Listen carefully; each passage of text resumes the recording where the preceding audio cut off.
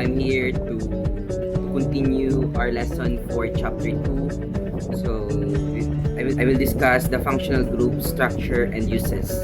No? As you can see here. Yeah, as you can see here.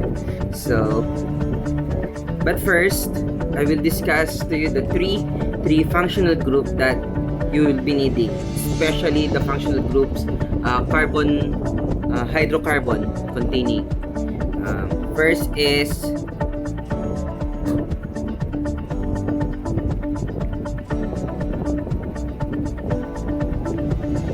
alkene,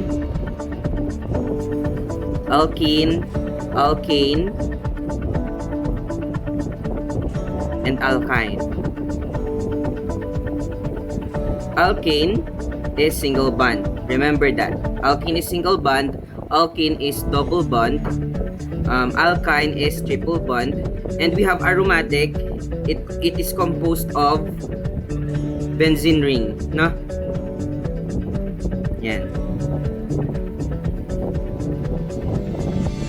In determining hydrocarbons, you just have to look for the bonds, no kung ano yung duman na bond. For example, kung kung single bond, edi ano siya, alkane. Pag double bond, alkene. Pag triple bond, alkyne. Pag may benzene ring, aromatic, no? Yun lang. So in the nomenclature of alkanes, first you have to identify the longest continuous carbon chain as the parent chain. T chain determines the parent name or last name of the alkane.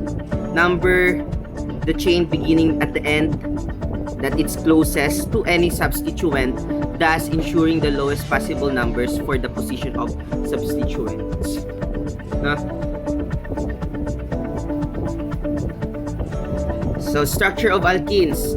Use this number to designate the location of the substituent group whose names are obtained by changing the ane suffix to YL. Okay? So, as you can see here, this is an alkyl. Yeah, this is alkyl. Yan. So, paano ba siya natawag na methyl? Because it is composed of one carbon. No? Yan. Methyl, kasi one carbon lang. Pag two carbons, composed of two carbons, it's ethyl. Pag tatlong carbons, it's propyl. And if 4, it's butyl. No? Yan lang tatandaan. Alkane is also called alkyl group. No? Yan. Remember that. Okay? So this is an example of branch alkyl group, isopropyl and isobutyl, sec-butyl, and tert-butyl. No? I will discuss it to the next video. No? Didiscuss yan ni sir. May video pa akong gigibuhon. Okay? This is just the basic knowledge na kipuhan nindo. No? Ning video na ni for the basic knowledge lang. No, para maraman nindo, ma-master nindo. Ta demo siya maintindihan without the basic knowledge, no? Yan. Tandaan yan. Okay? So,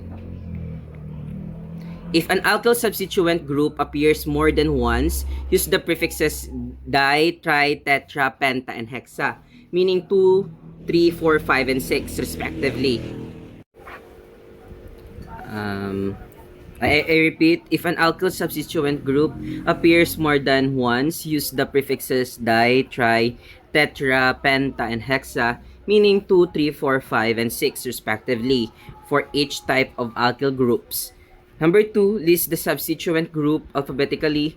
Use the substituent group name from step 3. Ignore the prefixes from 4 but include iso and cyclo. Write the name as single word. Numbers are separated from letters by this and this one. Na? So this is an example of hydrocarbons, no? Ethylhexane, no?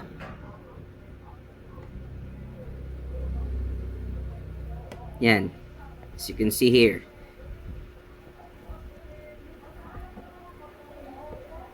Tandaan yan. I will tackle to you how to name a structure. Tutukdoan ko kamo kayan. No? Ini. Tutukdoan kamo kayo ni sir. Kaya ang pag-name kayan, paano mo mapangaranan ang sarong organic compound, especially hydrocarbon. Paano ba siya napod na 3-ethylhexane, no? Saka 2,3-dimethylpentane. Tutukdan kayo ni sir next video. Okay? This one, tama na ni. Okay na. So, more notes about branch alkyl groups. The common names of the branch alkyl groups have been used broadly and are adopted as part of the IUPAC system. Understanding the origin of these common names is very helpful in distinguishing and memorizing the names. 3-carbon branch alkyl groups. Both of the 2,3-carbon branch alkyl groups come from propane, since propane has 2 types of hydrogen, primary and secondary. So there are 2 alkyl groups depending on which hydrogen is removed. No? So this is propane. Inapod siyang propane kasi may naka-attach pa dyan na hydrogen. Sunod, ito, propyl na lang siya kasi walang naka-attach na hydrogen, no? Walang naka-attach na hydrogen. Dito, secondary siya, isopropyl siya kasi tinawag siyang isopropyl kasi dito, no? Walang naka-attach na hydrogen. I will teach you how to name certain organic compounds, no? I repeat, I will teach you that, no? Sa next video. This is just a foundational knowledge lang to, no? So, magibo ako mga questions about this, no? A-answeran ni sir. Then, I'll make a video of it. No? So, this is a 4-carbon branch alkyl groups. Yan. This is sec-butyl. This is primary butyl, no? Yan.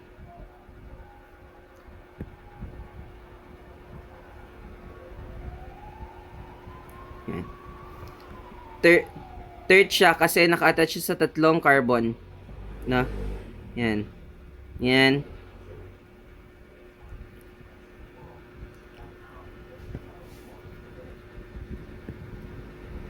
Yan.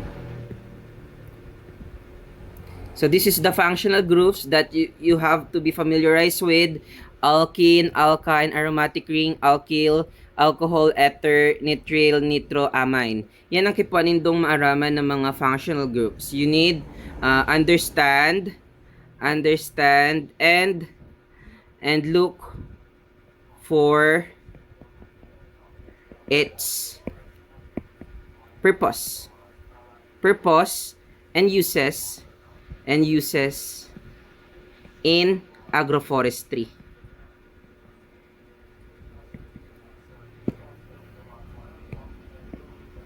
Yan ang kipanindong maaraman, okay? I hope it's clear. Clear ba? I hope it's clear naman, no? So this is the functional groups that you need to be familiarized with. Yan, paiba-iba kayo ng structure. Dapat yang i-master, no? Chlorine. Yeah. So this is the aldehyde, ketone. I told you last time na dapat maaraman kayo sa mga purpose. No, kay puan familiar ka mo dyan, no? Aramon. You search it. I-search nindo. Okay? Yan. This is an example of a structure of primary alcohol, no? Diethyl ether, no? Example of of its structure, no? Yan, cyclic ether example. Ito, primary amine, tinawag siyang primary amine kasi naka-attach siya sa single alkyl or phenyl group, no? Kaya tinawag siyang primary. Ito, dalawa, naka-attach siya sa dalawang alkyl or phenyl group. Ito, tertiary kasi naka-attach siya sa tatlong alkyl or phenyl group, no? I hope it's clear. This is a general structure of a functional group. Yan. Yan.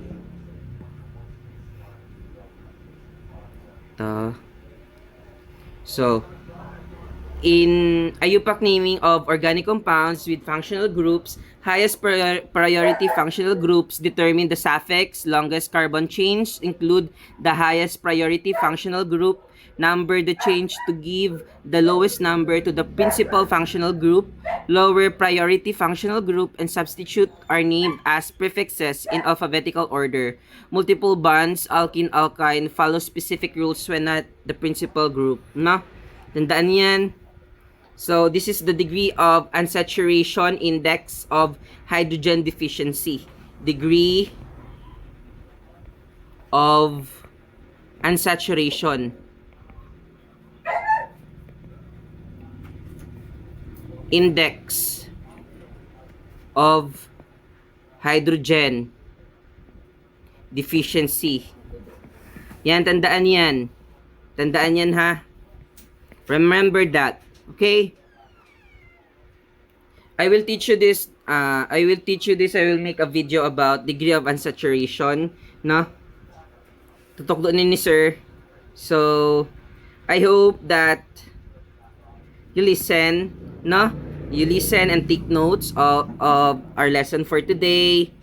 I will make other videos regarding sa IUPAC naming, IUPAC nomenclature, no? Pagpangaran ning mga organic compounds, especially hydrocarbons, no? Okay. Thank you for listening and have a nice day. I hope that you're well, you're doing well, and thank you for listening. Okay?